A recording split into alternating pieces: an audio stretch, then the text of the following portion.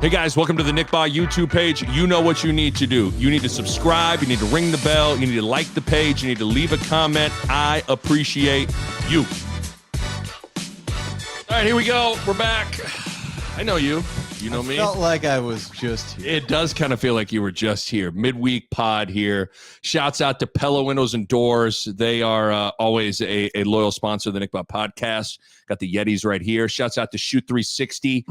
Lincoln got the shirt right here. We are like under 4 weeks away. Make sure you go to shoot360.com/Lincoln. If you haven't, fill out the I'm interested form. Spots are filling up. So make sure you do that. It's for kids, youngsters of all ages, you know, third, fourth grade rookies, all the way up to Bo Ruud in his prime. And it's, you know what, it is just, I can't wait for people to see it.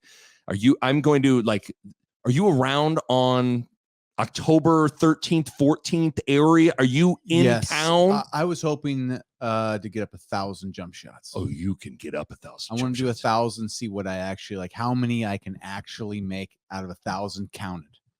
It's too bad.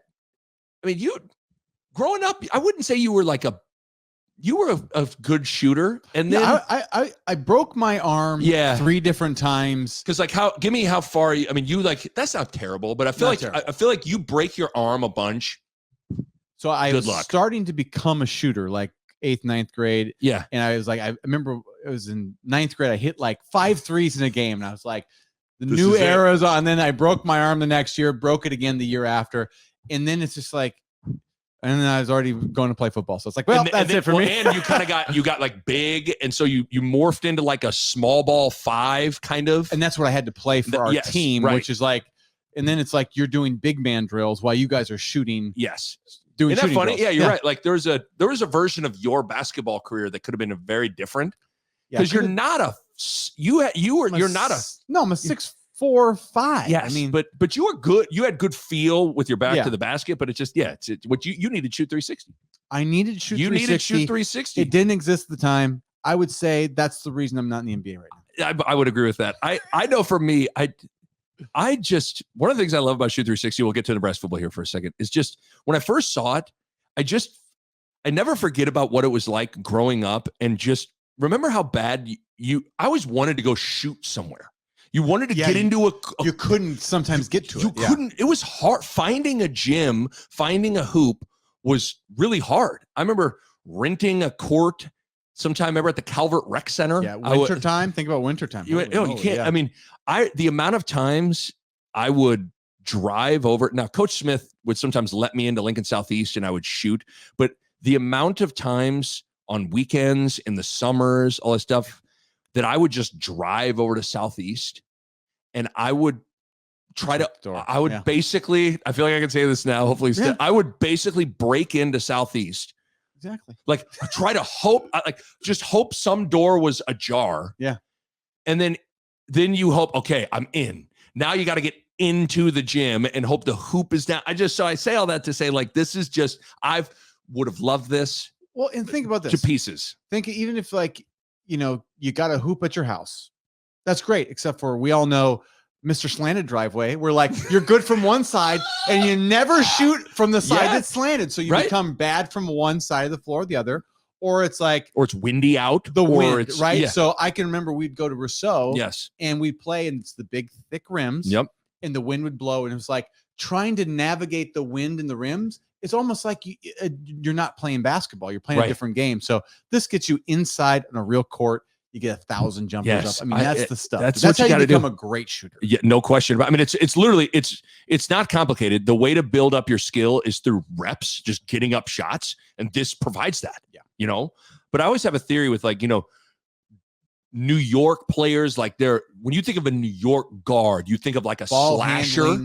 It's tough with the ball. And the reason is, I think, is because most of those playground guys that grow up playing outside, you can't shoot, you know, like, because you're not gonna, if blowing wind, like game point, what are you gonna do? You're going to the rack, and you don't have a place to just get up shots. Yes, so you get good. The courts are taken up. It's more about ball handling. That's it. It is. You don't get a place. That's why the Indiana kids on the farm, all they could do was hit shots out there. But I'm telling you, there's something didn't to dribble that. as much, right? There's something to that. Yeah. There's something to that.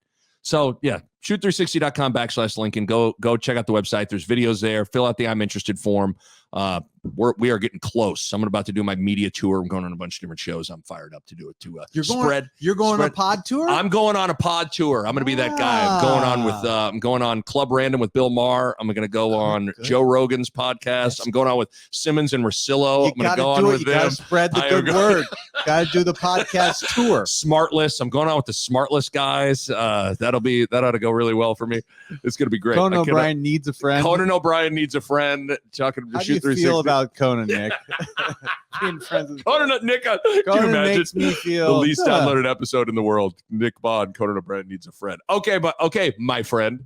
Let's talk. I just have a bunch. This is going to be kind of a free-flowing conversation. What I like about doing these pods with you is I can just write down a bunch of things and we can kind of let it rip and go. Big news. We're taping this. It's about 4:30 on Tuesday. Rough press conference news yesterday. The injury bug has bit Nebraska. And really, the injury bug has bit. If you really stop and think about all the what you thought the offense would look like, you thought Xavier Betts would be there. Nope. You thought Garcia Castaneda would be there. He gets hurt. You were maybe hoping Eric Gilbert, that the 5-star tight end transfer from Georgia and LSU, would be in the fold. He didn't get a waiver. Now you get into the season, robbing people, and unfortunately, that is unfortunate. Did you see that video too? Yeah, I saw a picture. Oh man, yikes! Not good. Not good at all. Feel less bad from when you're like, I know you're really like, wanted wow, that. Whatever you're getting, really breaking into. You're really like a ski mask guy, like. You're really. There's like kind of breaking in. I thought it was like, hey, he was at the store and he's like, I'll just take these out with me. I thought he was like Nick Bob breaking into Lincoln Southeast. Like, is it open? It's I not. just want to shoot a couple hoops. It's like it's a good guy, just sort of maybe break in a little bit. Like he was like the robber from movies. Like, yes, give me my ski mask. Yes, let me break a window, kick the door in. Yeah, a little different than Nick Bob breaking in like 2001. But the big news: Gabe Ervin out for the season, dislocated hip. Yeah. Ooh. And then Ramir Johnson out for the season, dislocated shoulder. So, yikes.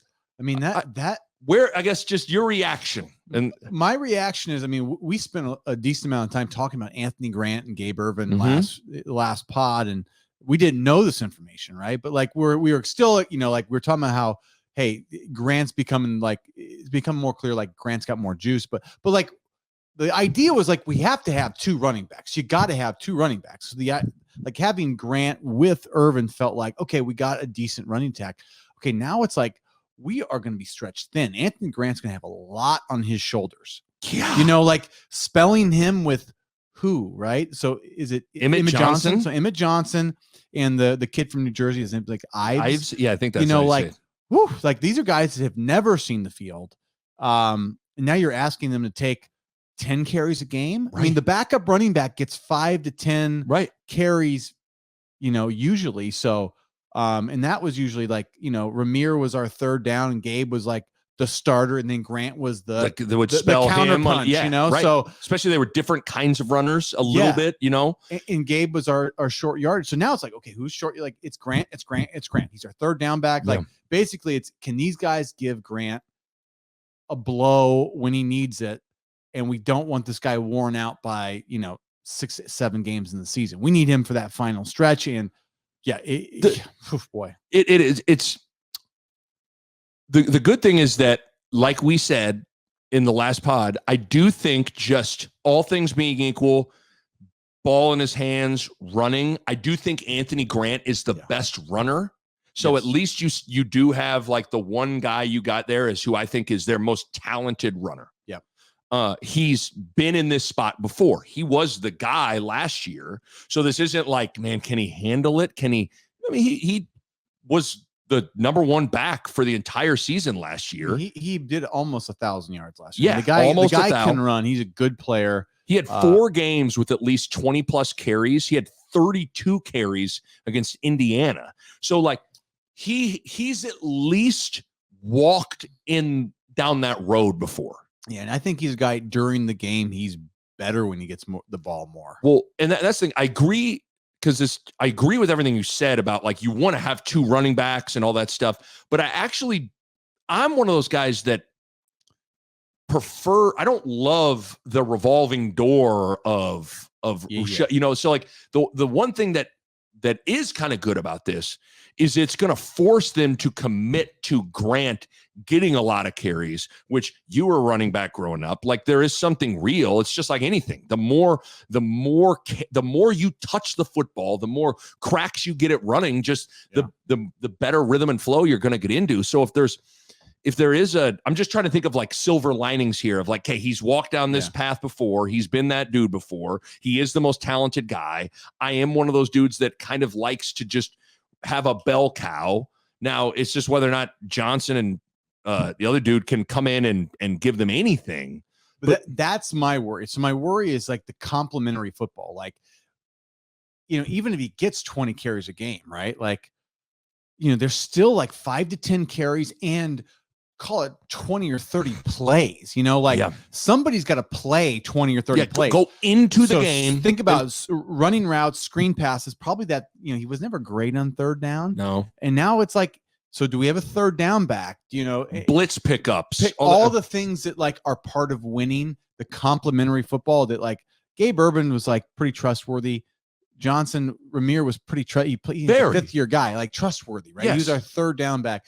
That is the stuff that I think maybe goes unnoticed, but like the complementary football that second and third back usually help you play. You can take that baseball and throw it in my face if this is a stupid question, but it's signed by George Brett, right? So given to me. Let's not when I was a kid. Let's not throw the George Brett baseball at me. Let's save that. You can just punch me instead. I've never really thought of it like this. Do you ever, with a freshman running back that's very inexperienced, from a defensive perspective, on like a third down, do you kind of want to blitz to almost test him? Yes. Yep. I never thought about, because when you think of blitzing, you think like we're getting after that quarterback. I mean, would you?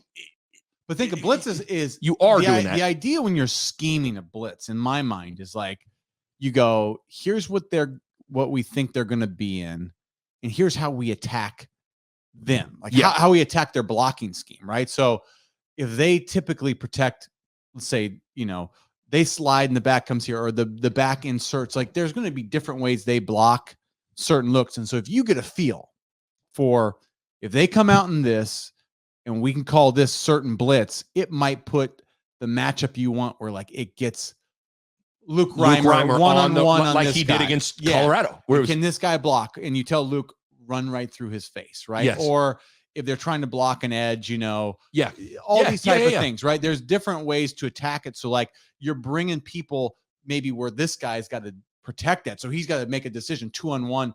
He should take the inside guy, and sometimes they take the outside guy, and then you have a quicker, cleaner run. Like these are ways to scheme, scheme their scheme, right? Mm-hmm. And if this guy's in, maybe that's part of what you're thinking. Just a thought. I don't know, and it just screams that for these obvious passing situations, given Nebraska's 2 quarterback situation right now they're not the greatest passers in the world. Sims is turnover prone. Haarberg is really inexperienced. If it's 3rd and 7. Against Michigan, Haarberg's in the gun, Sims is in the gun, Emmett Johnson's next to him.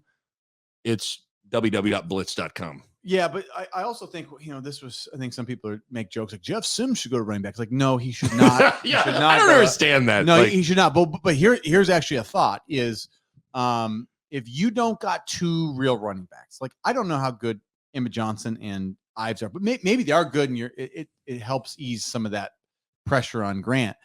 But you do have Jeff Sims as a running quarterback and Haarberg as a running quarterback. So maybe this is like, you know, like maybe they're like, hey, we want to run our quarterbacks a certain amount. Yeah. Maybe this is we have to bring in, let's say Haarberg starts. Maybe this is where Jeff Sims has just like come in for a series and run 3 or 4 times. Right. Like as a quarterback run game run, like it's a designed trade-off, not as much for the true, like, because the quarterbacks need to sub and we need to play them both. Maybe the emphasis is more like we got to give Grant a spell from like just feeding it, and we need to get some productive running. Interesting. And Sims could come in, or Haarberg comes in, and it's less QB rotation and more like design QB run package. That's a good point. I didn't think about that. Like instead of saying, all right, this would be the time where you're going to give Ives five five carries. Why not have a package that is just like QB run heavy? Yeah, Jeff Sims and him, but we're kind of emphasizing Sims. Yeah. That's a good idea. That's where I want Sims running up. I don't want to see Sims in the back of the eye. Like he doesn't know how to run there. And there's a big difference between.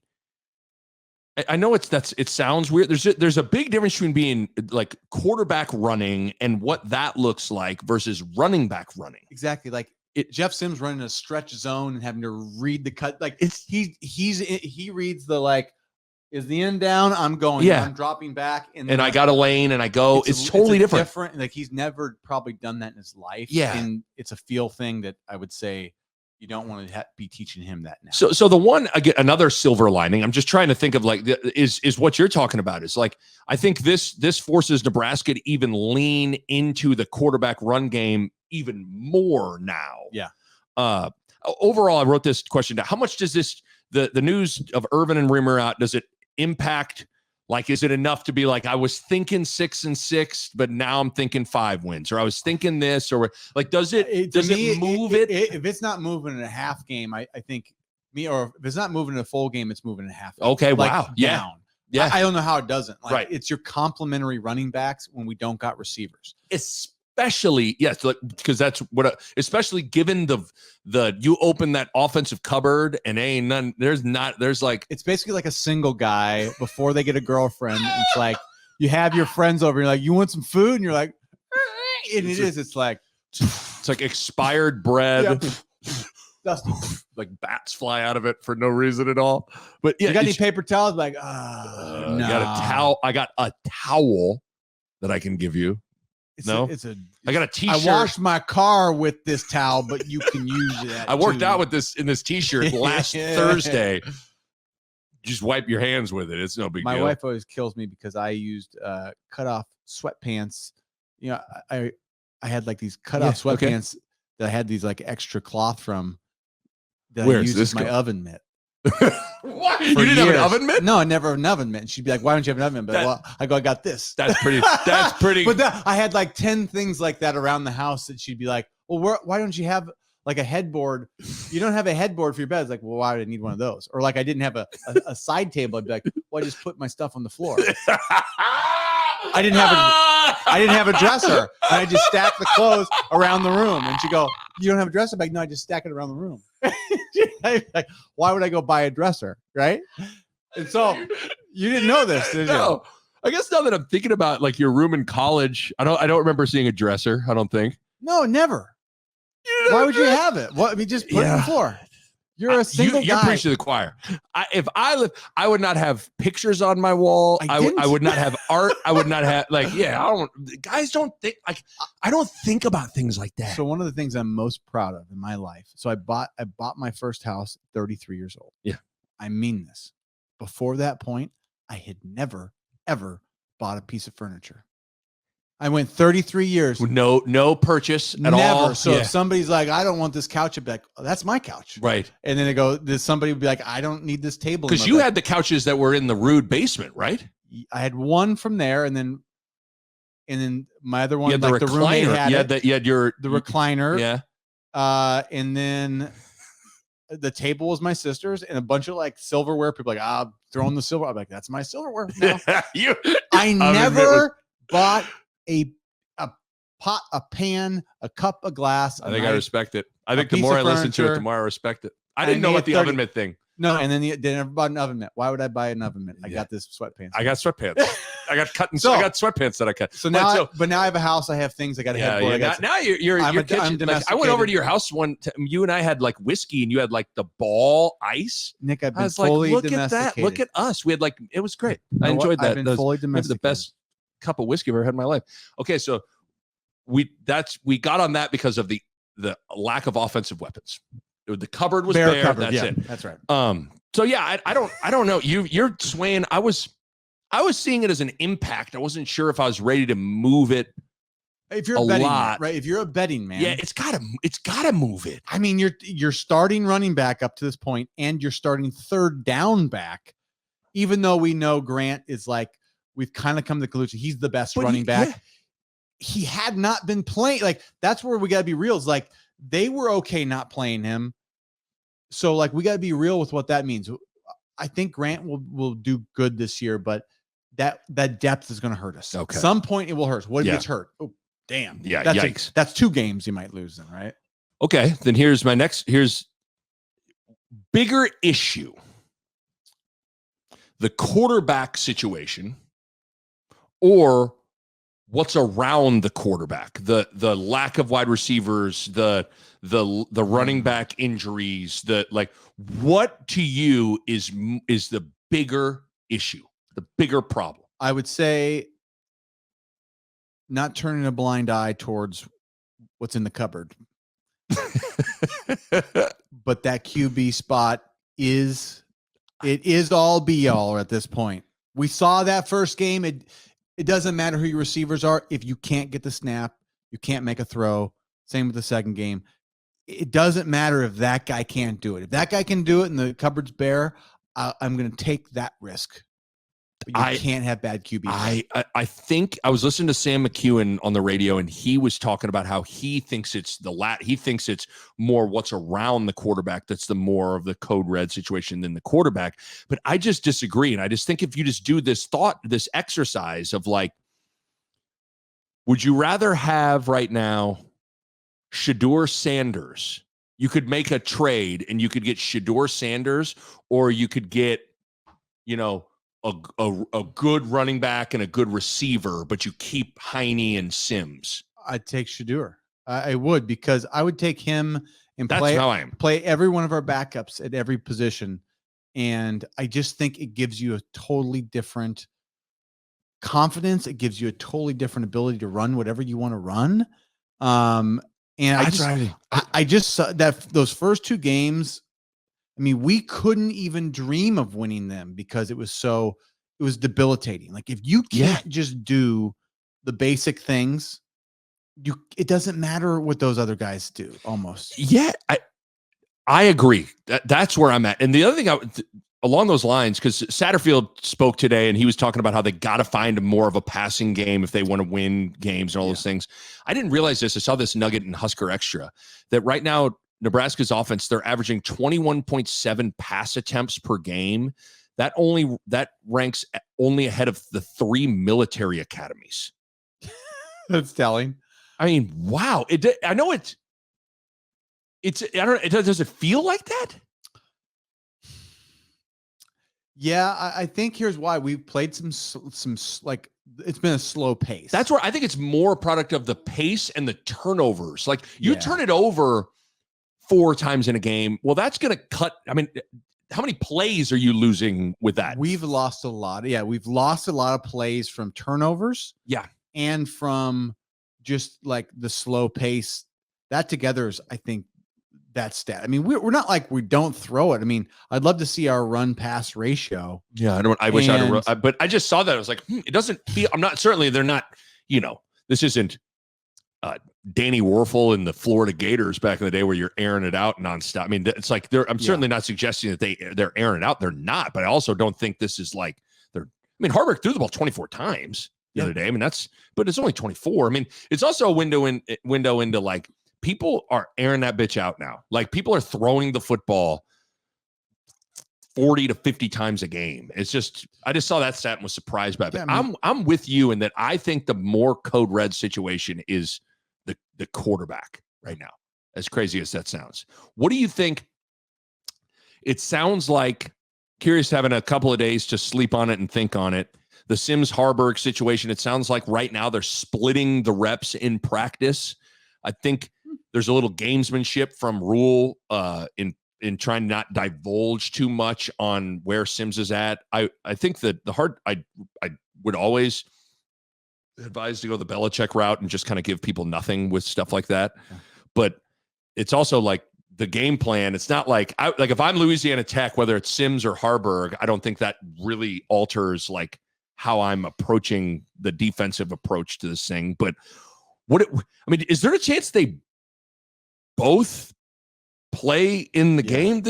this weekend? I think that's one of the things I was thinking about this morning. I was thinking about this week. I go, what are the chances they don't play them both?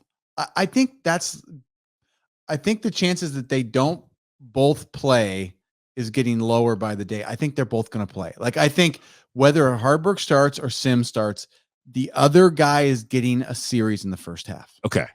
That's where my head's going now. Are you cool with that? What do you think of that? I am, because it's not, especially if they're going to run these guys. I think the odds that the other guy's not playing anyway this year, it's like, yeah, I think I just have a hunch that I don't know. I don't know who's going to get the start. I don't know that. I think they're both going to play. I think Haarberg he played well enough and got the W, and Sims has played bad enough in 2 bad losses that Sims is still more talented. And I think they don't want to walk away from him yet. So I'm thinking that because it's Sims, he'll be playing at some point in that first half. Where if the roles were reversed and Sims came in, I don't think Haarberg would play. Like, if Haarberg lost those first 2 and they had Sims waiting in the wings, Haarberg would not be playing. I feel like if you injected rules and truth serum, I think he wants it to be Sims. Like, I think he wants somehow for this to all shake out to where Sims is the guy out there. I just wonder, I'm like cool with it. And like I said, by it being like playing both guys, I also, the whole cliche thing, if you have 2 quarterbacks, you really have none. I don't know if I really agree with that. It does just make for an interesting, just the rhyme or reason of like why one guy's in and one guy's not will be interesting. So how they manage that.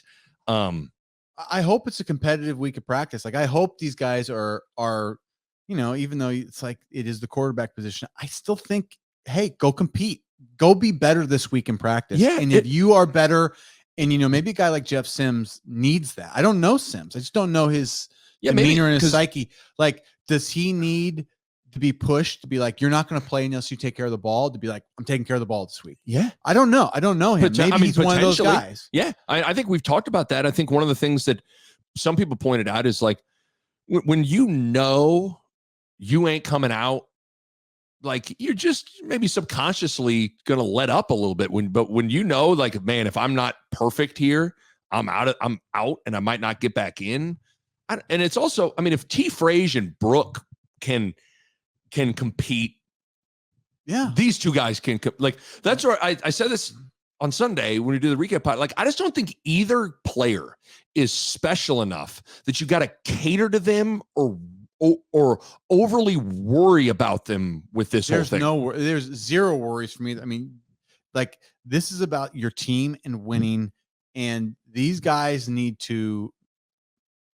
I mean, Haarberg, like I said, he's in a different situation, but like, like Sims got to eat humble pie and be like, guess what? I am not good enough right now. I need to focus on taking care of the ball, command of the offense, details, and just, like, giving my team a chance to win. He needs to show that every single second of every day in practice. And if he does that, like, maybe he is the guy that can help the team win. Like, I don't know who gives our team the long-term better chance. I just know that Haarberg won us a game, and didn't turn it over Yeah.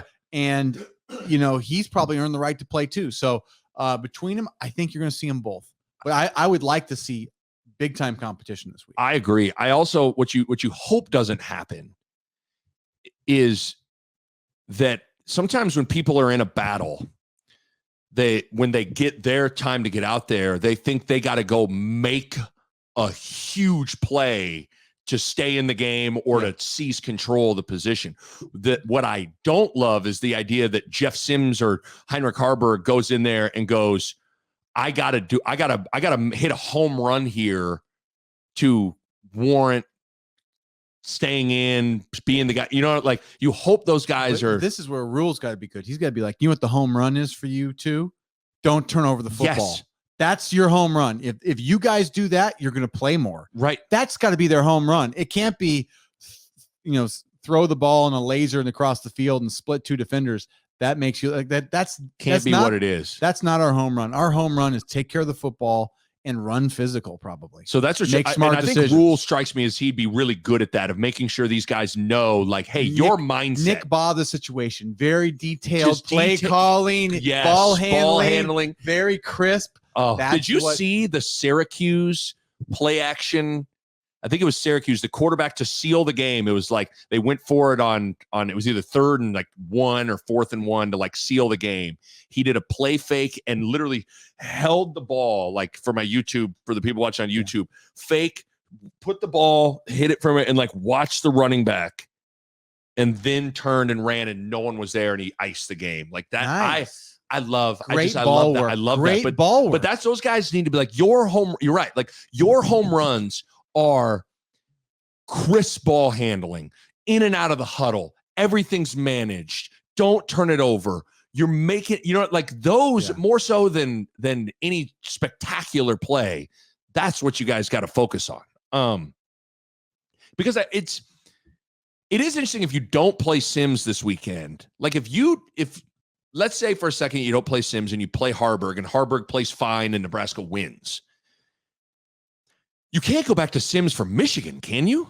Like if you win 2 games with Haarberg, that's the so if Sims' ankle is worse than we think, he might not play. I don't know. If his ankle is okay, he needs to be battling and competing to get on the field, because he needs to make himself a part of this game plan this week, because everybody wants to play in the Michigan game, right? But like if Haarberg wins 2 in a row, then it gets harder to go, and now we're going to rotate more or go back to Sims. Like, no. If you're on a 2-game win streak, you're not changing that. I don't think you can. Like I really, regardless of Law Tech at Northern, but like you just won 2 in a row. You won 2 in a row. I don't know how you then go back. Every time you're on a streak, once the streak begins, you don't mess with the streak. I don't think you do. I'm not as worried about this situation anymore. Like, because you're not worried about Jeff Sims' feelings is why. I think there's that. And Haarberg at least proved to be a functional, capable player. Yes. He's certainly not the greatest QB to ever walk the face of the earth, but he proved that, like, oh, you can kind of do it. I mean, he did it. He won the game. He went out and did his job. He ran hard. He ran physical. He's a big, talented kid. I mean, he's got a cannon for an arm. He can throw the ball. Right. At least sometimes you go, oh, that the guy that's the backup comes in. It's like they usually have a bit of rag arm. Right. This guy's got a bit of an NFL arm. Right. Like he just doesn't, like seeing the field, accuracy, touch. That's a little bit been his MO, is he's kind of lacked that. But I mean, he's got a cannon. Like he'll throw the rock. If somebody goes deep, like the ball could go, which is kind of exciting. Yes. He at least has that ability as your backup, kind of unproven guy. You go, okay, that's at least, you got something to work with. Yeah. And again, like we've already talked about, I look at it now, you got 2 capable players at Sims and Haarberg. I think they're both similar players, which I actually think is a good thing. So you're not having to change a bunch of stuff. Yep. I think having both of them kind of alleviates that concern of running them too much, right? Like that was the thought in the first half of the Minnesota game. I got a text from somebody that was like, I don't know how Sims is going to last the whole season if you run him like that. Now you're kind of like, and we talked about this, but I'm just going into like, not as, what's weird is I just said like it's the more code red situation, but and I believe that, but I'm not as concerned on some level about that situation because of what I'm laying out. Like, to me, it's a pretty straightforward situation. I think the interesting thing is just how you manage it from rules perspective on like who's in, who's out, why. That's kind of got to get clearly defined in some way. Well, you want it defined, right? But it's also like they're going to have to sort of sort it out by playing, right? Yeah, so you just can't like know. The practice will help, but like it's going to be practice to sort of like, okay, how are we going to do it this game? And it's probably going to change throughout the year. Like they're definitely, this is a sorting out of a situation now. Maybe it will happen where like, yeah, we are going to play them both. Or maybe after a game of trying, which I think they will, play them both this next game, maybe they go, nah, this guy's the guy. So you need to, I think this is a bit of an experiment this week, Right. to sort of like sort it out. It's a good point. I think so. I think coaches sometimes forget that like sometimes you got to let it work itself out. Yeah. You don't have the answer yet. The answer's, as much as you want the answer, you're probably not going to get it this week. And you're probably not. I mean, Michigan's tough because it's Michigan, but Michigan may also, it might, like, if somebody plays well against Michigan, you're going to have your answer. Yes. But I think, like, man, what are we going to do with this? Like, you got to, like, just let it play itself out. It's going to be a full another week. And it's going to be this week in the game, minimum probably just to get the sorting out, but probably it's going to be 2 or 3 weeks until you're like, okay, the stretch run for the season, I think it'll be more sorted, but not this week. Let me shift to this real quick. Can I ask you a question that just curious? This is my read on you. And you seem a little hesitant to really buy into this defense. Am I reading you wrong? I certainly don't think you're like anti this defense or anything like that. You have to be pleased with it's not like you're like, this team sucks, this defense sucks. I'm not saying that, but you seem a little like you're grabbing your chips and you're kind of sitting that hand down. Like, what is it? I'm curious. So am I wrong on that? You're not totally wrong. I love what I've seen. I'm like very proud of what they've done. They've played some good games. They've played well. They've looked good. I think for me, I haven't got that hunch yet where I'm like, oh, this is the real deal. Like this is going to be a whole season of this. I'm still hesitant. I haven't seen what I need to see yet before I'm like, just trust this defense. We're good. Like we've played pretty good in the secondary. Linebackers have been solid. The D line has done their part. These DNs not running on them. Like I said, the 3-3-5 has looked crisp. It's looked sound. We've tackled well. Like all the things I've looked for, like we're doing it. So I'm like, this is a good sign. But whatever that thing is that I go in here and I go, do you know it yet? I go, don't know it yet. Yeah. I don't know it yet. Yeah, that's fair. And because I think a part of what that thing that you're talking about is just how they're doing it. It's a little unconventional from the standpoint of, first of all, it's an unconventional defense, right? Just by its scheme. There isn't an elite player on that side of the ball. There's not a Levante. There's not a Randy Gregory. There's not a Prince. There's not a, you name it, kind of a guy out there. And they're just playing so many guys that you're like, those are the points maybe that I would like. I wanted to be able to say, like, that's kind of how I'm feeling. Where you go like this, it just, I'm watching 20 guys play. And you go, can this really? It's almost like you're on a heater at the blackjack table doing things that don't, and like, can this? Are we going to sit here for the rest of the night? Not the blackjack table. Like, the more time you're there, so that's what I'm scared of. Is like, is it that we're that good, or are we? Is it just going our way right now? I don't know. Because time, if it's just going your way now, time is your enemy, right? But if you're really good, time is your friend. Doesn't matter. Because it's not like they've played. Now, I thought Northern Illinois was awful offensively. Now, they did drop a few passes that maybe changed the game a little bit.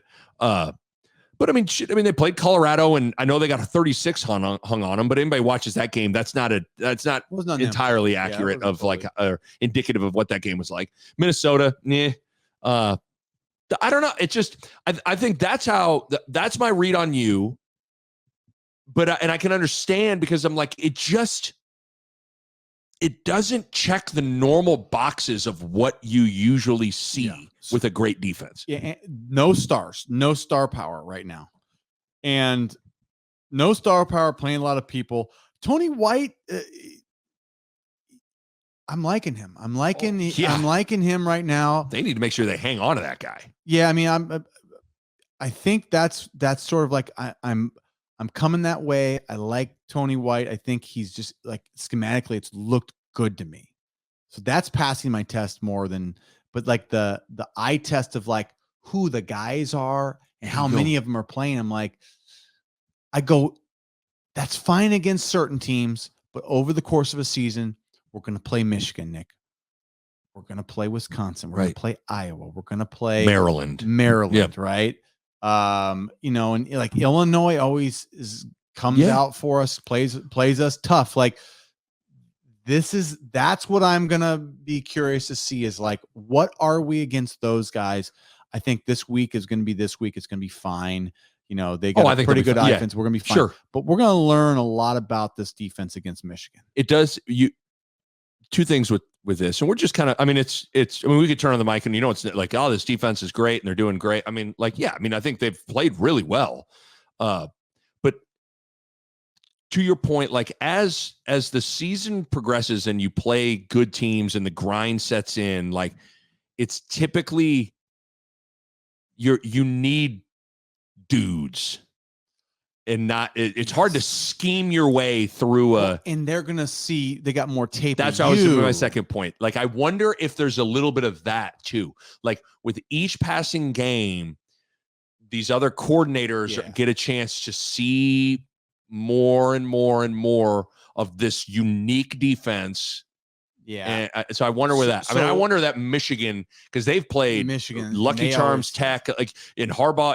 There's a part of me that wonders if Harbaugh has just been like sitting in his office, and watching Tony White and like has got something for that ass. I don't know. So it's. So So I guess there's. Oh man, this is what's so tough is you don't have I don't know. I'm struggling. I'm struggling because they're doing all the right things. Yeah, like, I don't want to make this seem like, geez, guys, like they're playing great and you're coming. I'm not. I'm just. I have really, really been impressed with what I've seen through 3 games, but that doesn't change the fact that there are elements of this that you're like, I don't even know what you know what you're going to say. I know I was going to say. Sorry, I lost my train of thought. We're old now. If like I have to write. You see, I have to write things down. It's actually like I think from the last 2 seasons of Nebraska football, and some of these are the same guys that are playing, so they've been on both of these defenses. But the difference between the 21 and 22 defenses, right, was like. We were shutting out Michigan State, who was really good that year. We were playing Ohio State close. We were a tough defense. We basically had Michigan beat at home, who went to the national. That was the 21 defense. The 22 defense got Scott Frost fired. Yeah. They just collapsed the start of the season. They kind of rebounded. Yeah. They're better at the end of the year, but they tightened up, but they had a 3-game stretch where they were not good. Right. And what I don't know is which one I'm seeing, because the 22 had stretches where they could play, and then certain games they just kind of ran off the rail. Because it's largely the same cast of characters. It's Ty Robinson, it's Reimer, it's Henrich, it's Newsome. It's it's a lot of the same guys. Some of the core guys. Then the new guys are sprinkling in. Nobody's a star, but there's a lot of. They seem pretty solid. Yeah. So I'm being a little bit cautious. Like, okay, are we the 21 or 22 version, like with Tony White, whatever that is? And and because some of it could be that too. It's like they got a better dude, orchestrating it now. But yeah, it's just. I thought 22 we'd be better than 21 because we had O'Shawn, we had Mathis, we had Garrett Nelson. Yes, we had Tanner, Nelson, and Mathis. Yeah, Robinson. I mean, I thought we were going to be a better defensive line. We're talking about. Mathis got sacks. We thought we had a star. Yeah. We thought we had a star, right? Yeah. And Reimer got hurt. Henrich got hurt. Buford gets hurt. It was just like man, Tommy Hill was supposed to be the guy. Tommy Hill was getting torched by Georgia Southern. Like that's stuff you don't know until you see enough. Yeah, of all your fair. Guys. I think we can. I don't know yet. I think we can praise Tony White and what we've seen from the defense, but also just wonder, hey, what happens when more film gets out? Can you play this many guys as the season progresses? Can you go a whole season, not have any like superstar and be like a top 15 defense? Like it just typically doesn't usually happen. Can you play 25 guys against Michigan? Like I just don't think you can. Like your third string defensive linemen and third string cornerbacks, like they can't be in the game.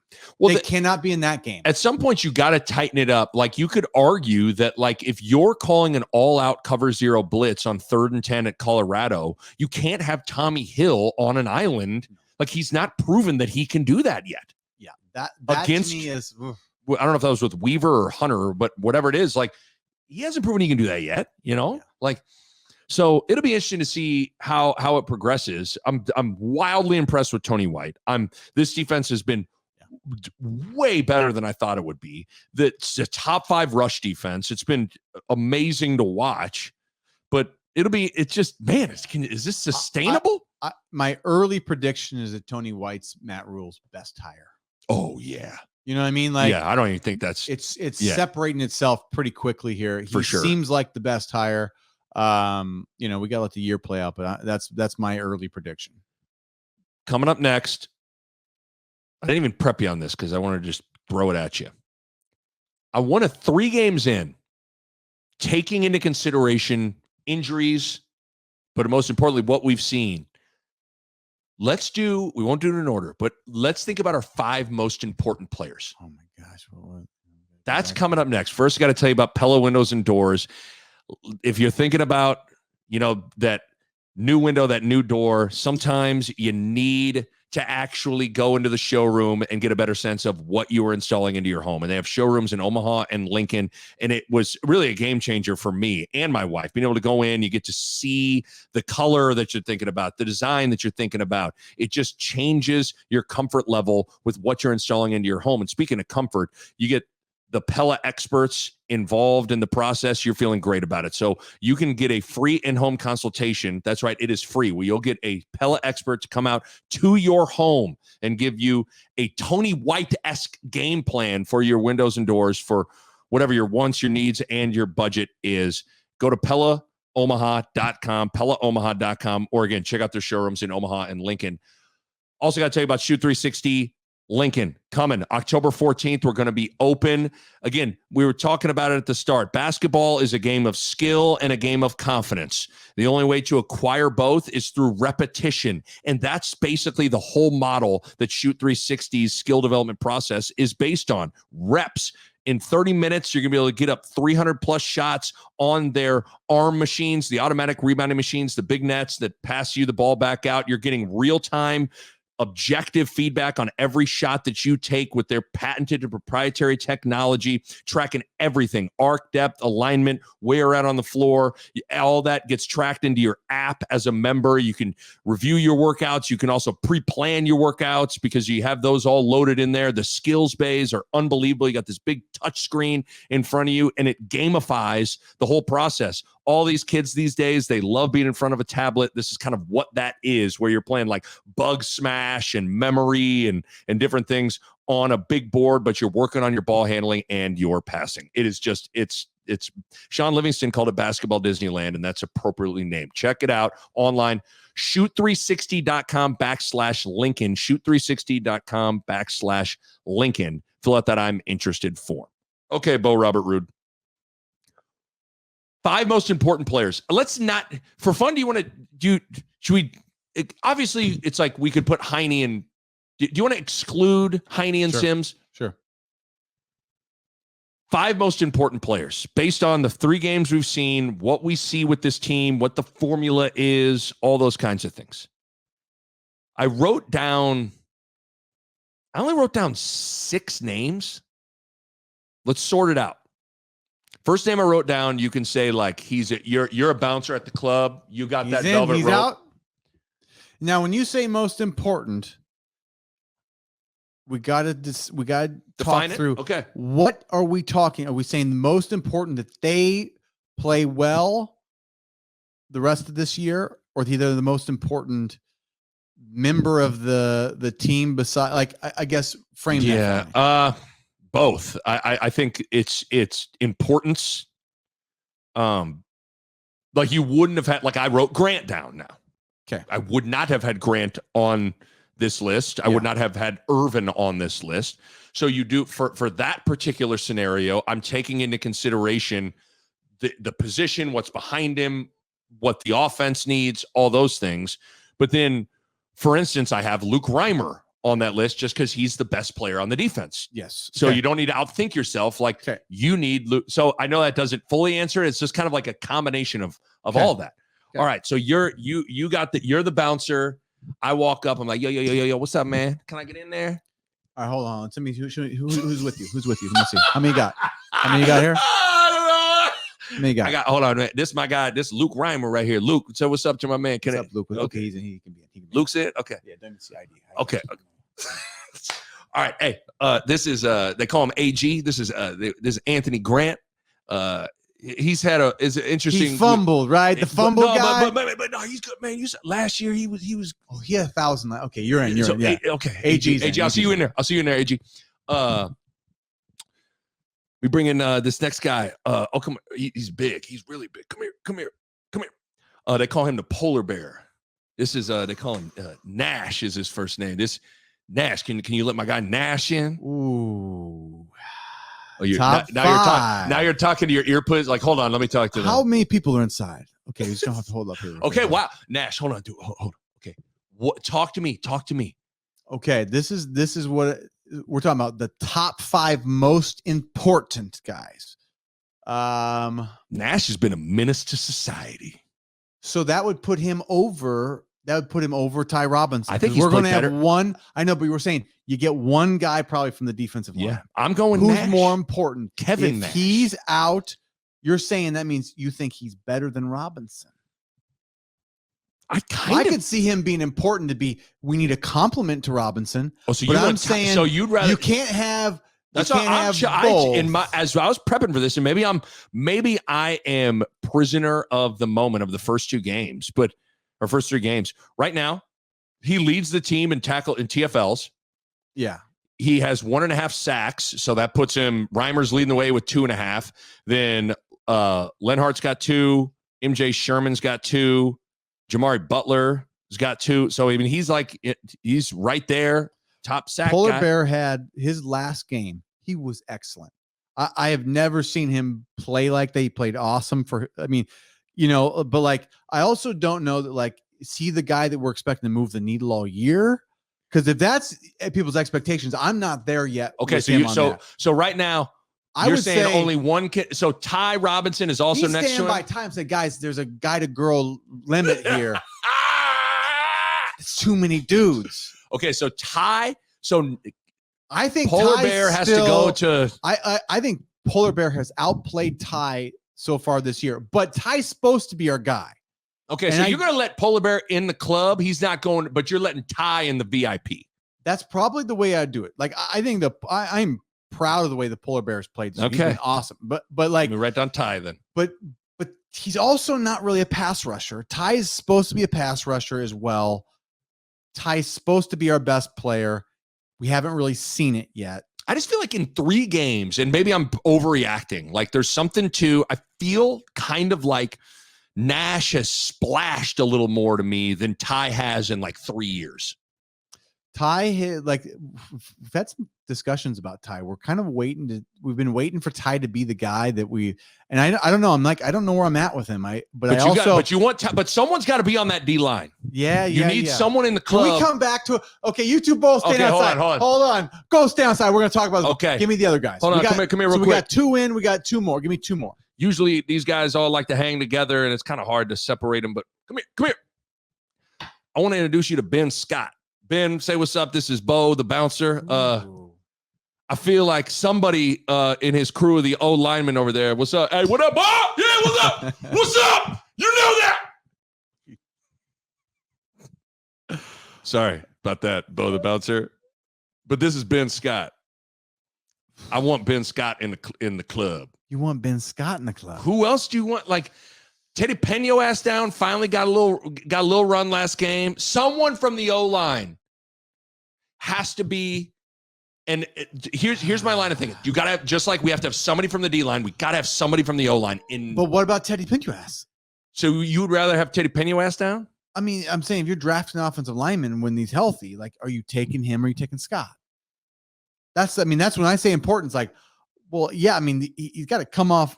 Here's my only thought. For one game, I'll take Scott, but I'm talking for the rest of the season. Don't you want Teddy? Or do we need Ben Scott? I kind of feel like that center position with our shaky quarterback, like, okay, like that was my thought of like, okay, those guys are a little rattled. As a former quarterback, like I can't describe when you trust the Heine, when you're Heine and you're putting your hands on his Heine, on a good Heine that you're like, oh, I know this Heine anywhere. Ben Scott, how you been? Like an old recliner, I know. Oh, hey, Ben Scott. That's I think there's a little bit in the of dark. You're like, nope. Ben. Oh, hold on. No.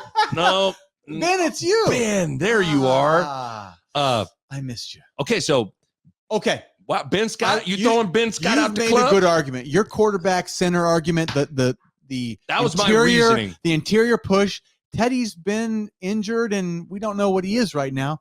I'm gonna let Ben Scott. Ben Scott's in the club. Ben, go on in there. There we go. Go on in there. Okay. So in the club at this point, this is Reimer. This is a hard one. Reimer's in. Grant is in. Grant has already purchased drinks and he's dancing, which is great to see him getting comfortable in his role. Grant, Reimer, and Ben Scott are in the club. Yep. You got the Polar Bear and Ty Robinson standing off to the side right now. They kind of got the cool knocked out of them. They might get in the club. Yeah. But you got to go talk to the owner. There's too many girls for the big guys. Okay.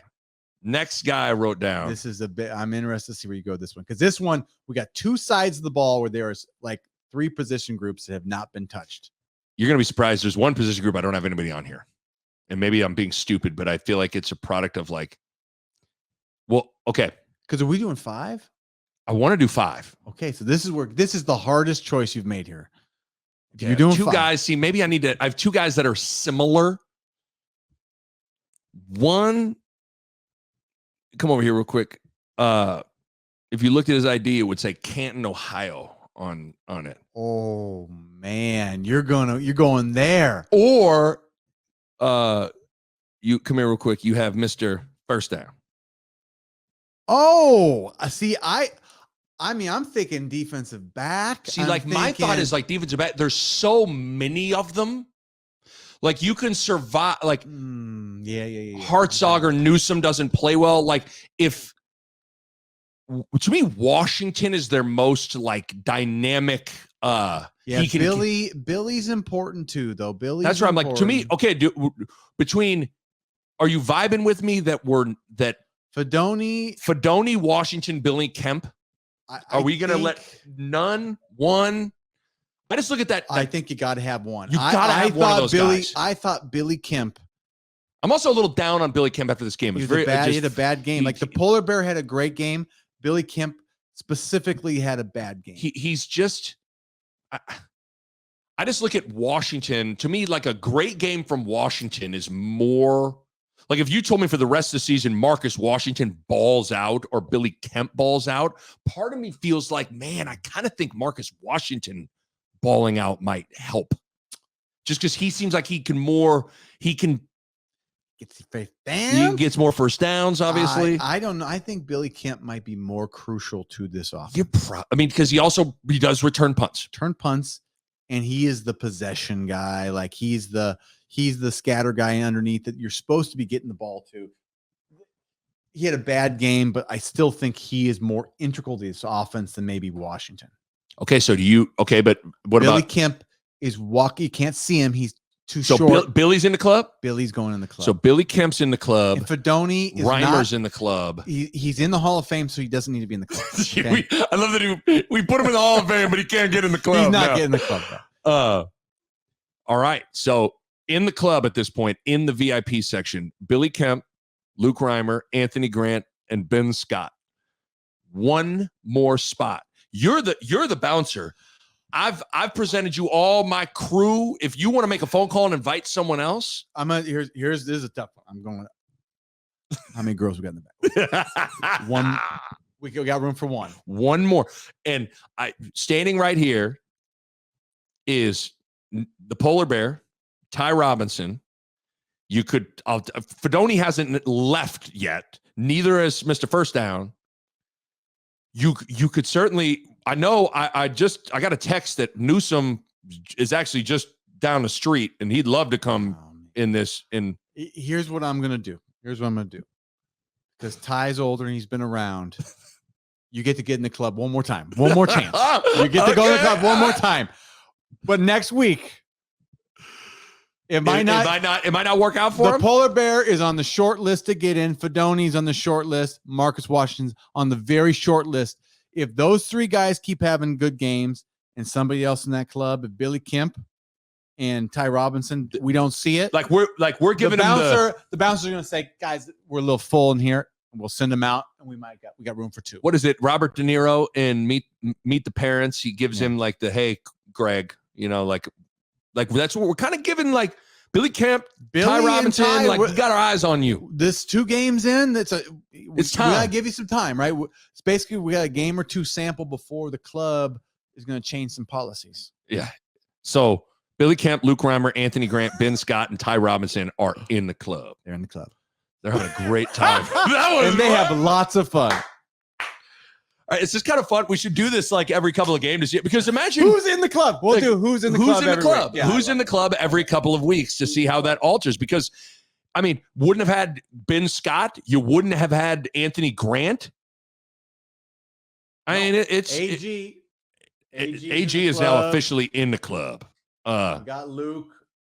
By the way, as we kind of wrap this up now, any other thoughts on who's in the club? Are we good with who's in the club at this point? We're good. Okay. Billy Kemp, Luke Reimer, Anthony Grant, Ben Scott, Ty Robinson are in the club. And the Polar Bear's waiting. Fedoni's waiting. Marcus Washington's waiting. Teddy Peñoas is waiting. Quentin Newsom's waiting. Malcolm Hartzog is waiting. I like Hartzog too. He's a football player. That's why I like him. So, I mean, that's it. It is kind of crazy to think that outside of the VIP are those guys. We're downgrade. So I think I'm punishing the depth of those DBs. Yeah, so Newsom and the Hartzog are getting punished. And I would say Isaac Gifford has been really good. He leads the team in tackles. Yeah, he's crucial in that 3-3-5, being that rover. He just basically like run and tackle and see the whole field. Yeah. He's actually a guy that like borderline should be in the club right now. But I think Hartzog, Newsom, and Gifford are all getting punished because they're all playing so well collectively. There's just so Yeah, they're all in that secondary. Yeah, so we need to make them feel good. As the owner, we're going to come over to them. We'll buy them a drink, make them feel okay about the fact that they didn't get them in the VIP yet because we got to do what's the best for the team right now. We got to build these guys up for the team. You get it. Let them go to the club. Let them pop a bottle. They think they're cool right now. That's what it. But it's kind of crazy to think that here are the leading tacklers on the team. You got to go a long ways down before you're getting to who we let in the club. Isaac Gifford, Omar Brown, John Bullock, Malcolm Hartzog, Quentin Newsom, Luke Reimer, but then Deshaun Singleton, the Polar Bear, Javen Wright. I mean, so that's a lot of dudes for you. Now Ty Robinson didn't play in the second half. Like he missed the equivalent of a game. So he's missed. Yeah. So, but he has to be. He's got to start making an impact. Like he's got to start blowing stuff up. He's got to close on some sacks. He's got to be consistent throughout a game. He can't be sporadic guy. Otherwise, he's going to be out of the club. Yeah. And the club's a good place to be. You want to be in the club. Everybody wants to be in the club. It's a very exclusive club. Okay, real quick. You take a quick peek at the rest of the schedule. Michigan State and their Mel Tucker situation's a mess. Yeah. Northwestern is obviously still reeling and just not great. They're 1-2. Purdue and Illinois haven't looked great. They're both 1-2. Nebraska's favored by 20 this weekend against Louisiana Tech. And so you just look at that. You look at the roadie at Michigan State looks more doable. The roadie at Illinois doesn't look as daunting. I'm certainly not like Illinois will be favored in that game. Yeah. But that game doesn't look as like, oh boy, as you maybe thought it could have. I got to assume Nebraska will be favored against Northwestern and Purdue at home. That's 5 games right there yeah. that are like doable. So I don't know. It's just interesting to kind of stop for a second and kind of peek at what comes. I mean, obviously Michigan's Michigan. You're not focused on that. But the meat of that, Louisiana Tech, Michigan State, Illinois, Northwestern, Purdue, like schedule doesn't look bad. I mean, it doesn't. And at least, Michigan, of course, plays nobody, Rutgers, us. So, they're going to be really hard to beat because they're going to be they're going to be off and running. You know what I mean? Like they did. It would be so much better if they got like their first game was like, oh, they got to go play Penn State the week before us.